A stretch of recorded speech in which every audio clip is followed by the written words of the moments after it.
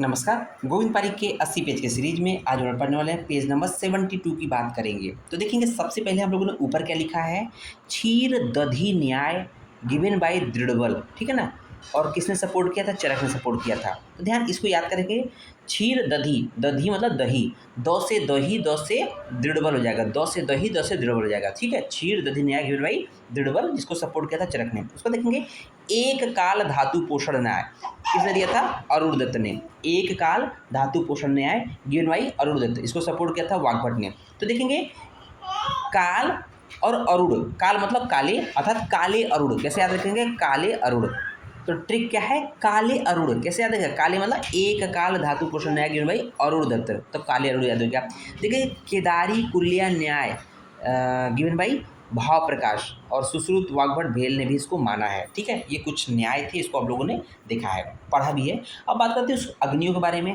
अग्नियों की संख्या की बात करते हैं। अग्नियों की संख्या जो होती है टोटल 13 होती है, जिसमें चरक की बात करते हैं, चरक ने 13 अग्नियाँ मानी है। देखेंगे जठराग्नि संख्या 1 मानी है, भूताग्नि संख्या 5 मानी है, धात्वाग्नि संख्या 7 मानी है। जठराग्नि 1, भूताग्नि 5, धात्वाग्नि 7 मानी, टोटल ऐड करेंगे तो 13 हो जाएंगी। लेकिन उधर सुश्रुत की बात करते हैं, सुश्रुत ने भी जठराग्नि संख्या 13 ही मतलब अग्नि संख्या टोटल 13 मानी है, लेकिन थोड़ा सा क्लासिफिकेशन अलग कर दिया। जैसे 200 की अग्नि 3 मान लिया, धातु अग्नि क्योंकि धातु 7 होते थे, 7 अग्नि मान लिया धातुओं की। और जो मल 3 होते हैं, स्वेद रक्त लसिका स्वेद मलमूत्र स्वेद जो होता है वो 3 होते हैं, तो उस हिसाब से इसकी अग्नि भी 3 होती हैं। टोटल हो जाएगा 3 + 7 + 3 + 7 + 3 = 13 हो जाएगा, ठीक है। ये तो अग्नि बात होगी। अब देखते हैं यहाँ पर एक पॉइंट है कि स्वर भेद क्या है, व्याधि एक लक्षण है, ये दोनों मिलता है, मतलब स्वर भेद एज ए डिजीज के रूप में होता है और एक लक्षण के रूप में भी पाया जाता है। अब देखेंगे एक आपके सामने एक चार्ट दिया हुआ है, क्या है, एक रोग है, दोष है, पर्टिकुलर कोई रोग है, उसका पर्टिकुलर कौन सा दोष है और उसमें क्या दुष्य है और उसका आश्रय कहाँ पर है, शरीर में अधिष्ठान कहाँ है और किस प्रकार की उसमें वेदना पीड़ा होती है, ठीक है। इस बारे में देखेंगे। तो देखेंगे पहला है वात रक्त। वात रक्त को हम लोग किससे कोरिलेट करते हैं, गाउट से। वात रक्त को किससे कोरिलेट करते हैं, गाउट से। दूसरा है आमवात, जिसको रूमेटॉइड अर्थराइटिस से कोरिलेट करते हैं। तीसरा है उरुस्तम। चौथा है संधिवात, जिसको ऑस्टियोआर्थराइटिस कहते हैं। और पाँचवा है कोस्ट्रुक्सिस। कोस्ट्रुक्सिस, ये टोटल 5 व्याधि है। देखिए वात रक्त में दोष वात और रक्त होता है, इजीली है, उसका ईजी है, ठीक है। दूसरे क्या होता है, त्वचा मांस रक्त। वात रक्त में जो दूसरे होता है त्वचा मांस रक्त होता है, ठीक है। उसका देखेंगे अधिष्ठान कहाँ होता है, त्वचा मांस संधि में अधिष्ठान होता है। और पीड़ा किस प्रकार की होती है, ये ज़्यादा इंपॉर्टेंट है कि वात रक्त की पीड़ा किसके कारण है, आँखों विष के समान अर्थात मूसक विष के समान। जो वात रक्त अर्थात गाउट की जो पीड़ा होती है वो चूहे के काटने के समान होती है। आँखों मतलब चूहा होता है, चूहा के काटने के समान होता है पीड़ा, ठीक है, ओके। दूसरा है आमवात। आमवात को बोलते हैं रूमेटॉइड अर्थराइटिस, आपने सुना होगा, बहुत ही दर्दनीय वेदना होती है, ठीक है ना। इसमें दोष होता है आम और वात, और दूसरे होता है रस, ठीक है ना। उसका देखेंगे अधिष्ठान क्या है, संधियों पाया जाता है। और किस तरह का वेदना होती है, टाइप है वृश्चिक दंशवत, वृश्चिक अर्थात स्कॉर्पियन के बाइट के समान वेदना होती है, बहुत तगड़ी पीड़ा होती है रूमेटॉइड अर्थराइटिस में, ठीक है।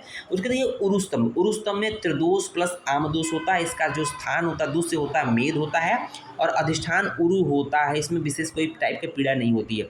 देखेंगे संधिवात। संधिवात को हम लोग, जिसको हम लोग ऑस्टियोआर्थराइटिस कहते हैं, है ना।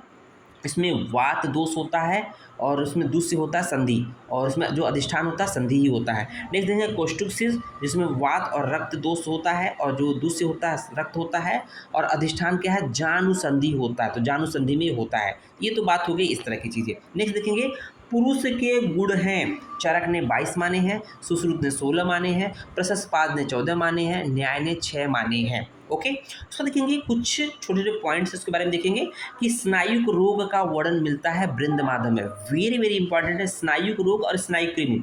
स्नायुक रोग का वर्णन तो वृंद माधव में मिलता है, लेकिन स्नायु कृमि का वर्णन मिलता है सारंगधर संहिता में। तो सारंगधर ने कृमियों की संख्या, सभी ने कृमि संख्या 20 मानी है, लेकिन एक स्नायु कृमि एक्स्ट्रा मान दिया, इसलिए टोटल संख्या 21 हो गई है। बाकी सभी ने कृमि रोगों की संख्या 20 ही मानी है। ध्यान दीजिएगा, सारंगधर ने कृमि रोगों की संख्या 21 मानी है, 21वां आपका स्नायु कृमि हो गया, ओके। उसको देखेंगे कालियक। ध्यान दीजिएगा, कालियक शब्द का प्रयोग हुआ अग्नाशय के लिए। अग्नाशय मतलब कि हो जाए पैंक्रिया, जो कि अग्नि का स्थान होता है। तो कैसे याद करें, काली अग्नि, काली मतलब कालियक, अग्नि मतलब अग्नाशय, तो काली अग्नि, कालियक शब्द का प्रयोग अग्नाशय अर्थात अग्नि के लिए हुआ है। ओके, दूसरा है कालखंडा। कालखंडा शब्द का प्रयोग हुआ यकृत के लिए। जो कालखंड या कालखंडा लीवर के लिए आया है, यकृत के लिए आया है। ठीक है, उसका देखिए काश्यप में सर्वप्रथम ओज को पंचरस कहा है। तो प्रश्न पूछता है कि किस आचार्य ने ओज को सर्वप्रथम पंचरस टर्म दिया है, तो ये हो जाएगा काश्यप ने। देखेंगे, और संशोधित जो व्यक्ति होती है जिसका वमन विरेचन हुआ रहता है उसको पंचजन कहा गया है। ठीक है, उसको देखेंगे, गर्भ पोषण हेतु जो न्याय मान्य न्याय होता है केदारी कुलिया न्याय होता है, जिसको सुश्रुत भाव प्रकाश भेल वाग्भट ने माना है। देखेंगे, उरुस्तंभ को चरक ने कफजन माना है, मतलब उरुस्तंभ को चरक ने कफ दोष का इन्वॉल्व माना है, जबकि सुश्रुत ने वातजन्य माना है। ओके, अंबर पीयूष शब्द की तुलना कर सकते हैं ऑक्सीजन से। अंबर पीयूष, जो कि हम लोग श्वसन की परिभाषा पढ़ते हैं क्रिया शारीरिक फर्स्ट ईयर में, तो वहाँ पर अंबर पीयूष टर्म आता है, तो उसके लिए ऑक्सीजन के लिए कहा गया है। अंधपूतना, यहाँ कुछ पूतना की बात की गई, अंधपूतना का जो ग्रह होता है वो कहाँ मिलता है, सुश्रुत में। गंधपूतना का जो वर्णन मिलता है वो योग रत्नाकर में, और दृष्टिपूतना का वर्णन मिलता है अष्टांग हृदय मिलता है। नेक्स्ट पॉइंट देखेंगे, सोम रोग में कदली घृत का प्रयोग किसने बताया, वेरी वेरी इंपॉर्टेंट है, वेरी वेरी इंपॉर्टेंट बच्चों, नोट डाउन कर लीजिएगा। सोम रोग में कदली घृत का प्रयोग बताइए, योग रत्नाकर ने बताया। देखें, कुरंड जो है कि वेरी वेरी इंपॉर्टेंट व्याधि है, जो कि वंगसेन जो संहिता होती है उसमें वर्णित है, वंगसेन नामक आचार्य ने वर्णित किया था। इसमें होता क्या है, वेदना रहित अंड वृद्धि होती है। छोटे बच्चों में अक्सर देखते हो वेदना वृद्धि हो जाती है, अंड वृद्धि होती है। तो अक्सर देखा जाता है बच्चों में जो उनका टेस्टिस हो जाता है, स्वेलिंग हो जाता है, लेकिन कोई वेदना होती है नहीं होती है, बालकों में होता है, इसको बोलते हैं कुरंड, जो कि वंगसेन ने बताया है। ठीक है, ये इंपॉर्टेंट पॉइंट है। देखेंगे, बिल्व फल व मूली कच्चे रूप में ग्रहण करना चाहिए अर्थात सेवन करना चाहिए, जबकि हरितकी द्राक्षा का फल जो है शुष्क अवस्था में लेना चाहिए, उसको कलेक्ट करना चाहिए। सूखे हुए फल में देखते हैं, हरितकी हमेशा सूखे में और द्राक्षा को हमेशा शुष्क अवस्था में लेना चाहिए। नेक्स्ट देखेंगे, नाभि पाक और नाभि कुंडल का वर्णन मिलता है रस रत्न समुच्चय में। नाभि पाक नाभि कुंडल का वर्णन मिलता है रस रत्न समुच्चय। याद कैसे करेंगे, रत्ना के कुंडल, रत्ना मतलब रत्न समुच्चय, कुंडल मतलब नाभि कुंडल हो जाएगा। ठीक है ना, उसको देखेंगे, नाभि तुंडी का वर्णन सुश्रुत में मिलता है। हारित संहिता में चंद्रानन, ध्यान दीजिएगा, वेरी वेरी इंपॉर्टेंट है। हारित संहिता में अर्धचंद्रानन नामक शस्त्र का प्रयोग मृत गर्भ के बाहर निकले हुए बाहु को काटकर निकालने किया जाता है। जैसे जब कभी भी माता में के पेट में बच्चा मर जाता है, मरने के पश्चात जो होता है उसका हाथ पैर बाहर निकल जाता है, तो अर्धचंद्रानन नामक जो शस्त्र होता है उससे उसके हाथ पैर को काट के बाहर निकाला जाता है मृत की अवस्था में। ये किसने बताया, हारित ने बताया। नहीं देंगे, शीर्षांबु रोग का वर्णन मिलता है भैंसज रत्नावली, वेरी वेरी इंपॉर्टेंट। शीर्ष अंबु रोग का वर्णन मिलता है, कहाँ मिलता है, भैंसज रत्नावली मिलता है। बट जबकि उपशीर्षक जो रोग का वर्णन अष्टांग संग्रह में वर्णन किया गया है। ठीक है, उपशीर्षक का वर्णन अष्टांग संग्रह में, जबकि शीर्षांबु का वर्णन भैंसज रत्नावली में किया गया है। चंदन के लिए मलय शब्द का प्रयोग सुश्रुत ने किया है। सूची कर्म की व्यापत्तियाँ क्या क्या होती हैं, 4 होती हैं। ये प्रश्न पूछता है कितनी होती है, 4 होती है। कौन कौन सी होती है, हीन होती है, अतिरिक्त होती है, तिर्यक छेदन और गात्र छेदन होता है, और शस्त्र व्यापक होते हैं, टोटल 4 होते हैं। तो इस तरह से ये पार्ट कंप्लीट होता है। उम्मीद है वीडियो पसंद आया होगा। धन्यवाद।